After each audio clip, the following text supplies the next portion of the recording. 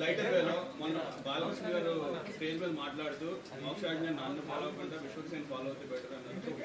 మోక్షాజ్ఞ గారు మీ దగ్గరకు వచ్చి నేను అయినా టీజర్ చూడంగానే మోక్షజ్ఞ నిత్యానంద్ గారి దగ్గర వైజాగ్లో ట్రైనింగ్ తీసుకుంటున్నారు. సత్యానంద్ ఓకే నేను పోలే సార్ ఆ స్కూల్కి, నాకెట్లా తెలుస్తుంది? ఇంటర్నే మొత్తం ఈరోజు ఫస్ట్ టైం స్కూల్ ఉన్నట్టుంది నాకు.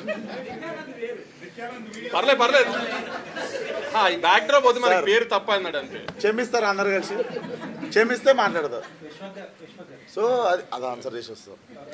సో అక్కడ ఉన్నప్పుడు బాలయ్య గారు మోక్ష ఇద్దరు కలిసి చూసే నాకు కాల్ చేసి టీజర్ బాగుంది అని చెప్పి కాల్ చేస్తుండే. సో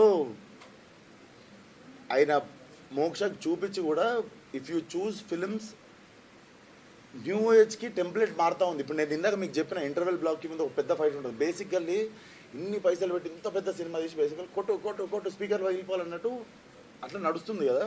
అదంతా బ్రేక్ చేసి అసలు సౌండ్ లేకుండా మీకు స్లో మోషన్ లేకుండా మీకు ఒకటి చూపిస్తున్నాం. ఇవన్నీ మేము తీసుకుంటున్న రిస్కే, కానీ మాకున్న కాన్ఫిడెన్స్ ఏంటంటే this is what new age cinema is.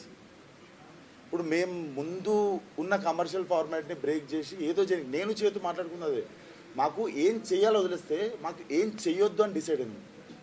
ఆ ఏమేం చెయ్యొద్దు అన్నవి మాత్రం మేము చేయలేదు సినిమాలో. రేపు సినిమా చూసినాక మనం ఎక్కువ మాట్లాడుకోనికి ఉంటుంది దాని గురించి. లేదు ఫోన్లో